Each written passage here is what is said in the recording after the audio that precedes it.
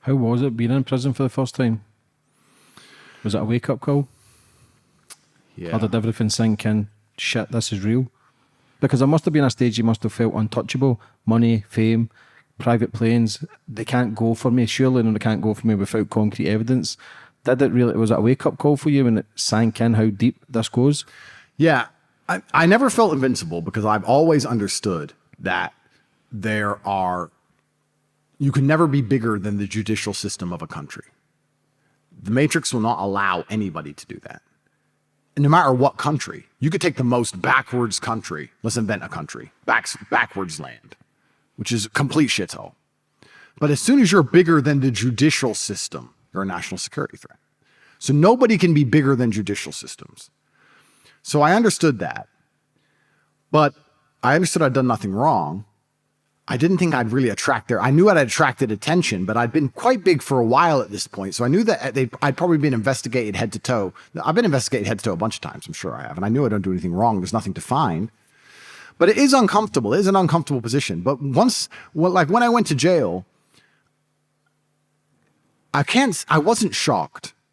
Not because I'd done things wrong, but because I knew this was, I kept saying it. I kept saying stage 2. Stage 1 is they try and cancel me and shut me up, and that's failed. Stage 2 is they're going to try me, put me in jail without charge. And when I was sitting in jail, I was like, I knew it. I just knew it. And you can beat yourself up and say, what could I have done different? How could I have avoided this happening? What should I have done? Hindsight's 20/20, right? But I actually think if I analyze my life, even with hindsight, 95% of the time I've made the best move on the board. I've been pretty good that way without being able to tell the future.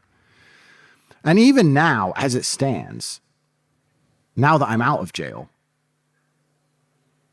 am I happy I went to jail? I think I learned a lot in jail. I think I learned a lot. So yeah, I'm not afraid. I'm not a person who's afraid of his emotions. I'm not going to lie to you. I've said it even on Twitter. I have nightmares and I struggle to sleep now. I never had that in my life. I'm not afraid of that. I just sit on my phone. I watch TV. I train. I do something, right?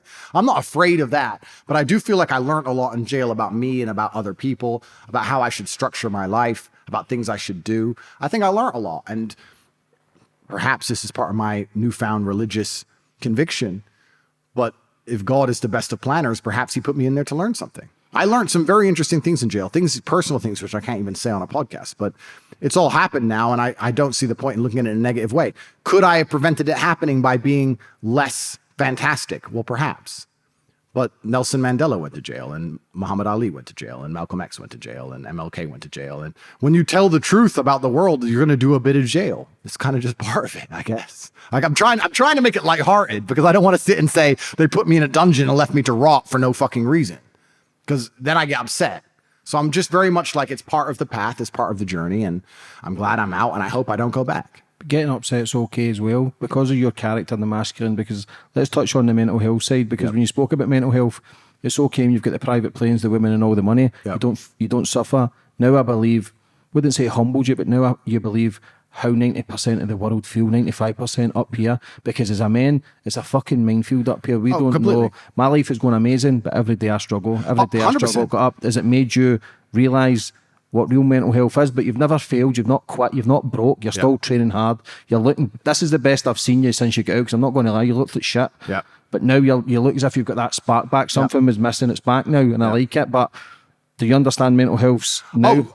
I've always been a believer in the struggles men have in their minds, and I've always spoke about it, and I've suffered with them myself. And this is one of the things when I say like depression isn't real, people say, oh, you don't understand. Let me counter that argument by saying, I understand very well.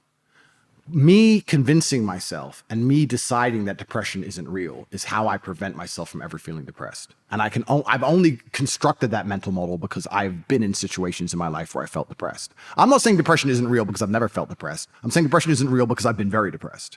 That people don't understand where my mindset comes from. I understand struggle and mental health and all these things. And yeah, jail was another chance to certainly touch on them, because in jail, in real life, when you have my kind of resource, you can distract yourself very easily.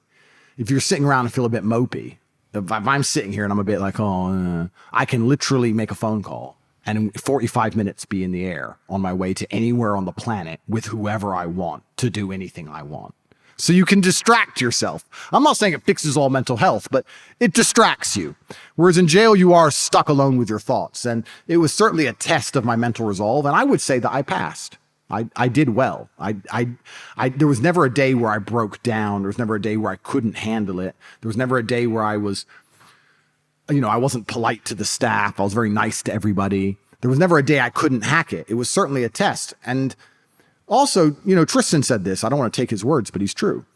You go through life telling everyone you're the baddest motherfucker there is. Sooner or later, someone's going to test you. You walk in the pub and you say, I'm the hardest man there is. Sooner or later, someone's going to fight you. Sooner or later. And life's like that. You want to be the top G and you want to go through life and say, I'm the top G. Then God's going to say, well, we're going to see if you deserve to call yourself the top G or not. We're going to put you in a Romanian jail cell. And we're going to leave you there to rot. You're not going to know how long you're in there for. And the biggest mindfuck is I thought I was going to be in there for years. I had no idea. Everyone's telling me years. I thought I was going to be in there for years. So maybe God was just seeing, he was watching me and he was having a look and saying, you want to call yourself top G? Let's see.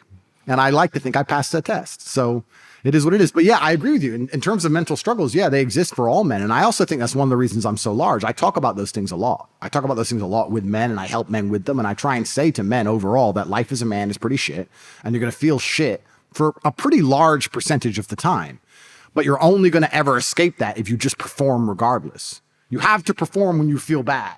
As a man, you can't say, I will perform when I feel good. It doesn't work that way because our heads are too complicated and life's too complicated. And there's too much on our shoulders. And we have too much stress and too much pressure. Our heads are fucked. You have to be the kind of person who says, I perform regardless. I didn't miss a single day's training. I didn't miss a please. I didn't miss a thank you. I'm not saying I was happy.